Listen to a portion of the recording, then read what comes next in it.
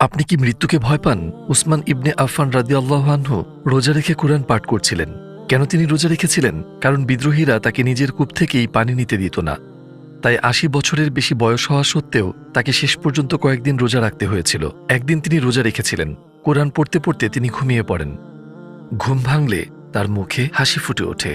তার স্ত্রী তাকে আনন্দের কারণ জিজ্ঞেস করে। তিনি বলেন, আমি স্বপ্নে আল্লাহর রাসূল সাল্লাল্লাহু আলাইহি ওয়াসাল্লামকে দেখেছি। তারা আমাকে একটি বারান্দা দিয়ে নিয়ে গেলেন। আমি যখন তাকালাম তখন আমি আল্লাহর রাসূলকে লক্ষ্য করলাম। তিনি আমাকে দেখে বললেন, হে উসমান, তুমি এসেছো?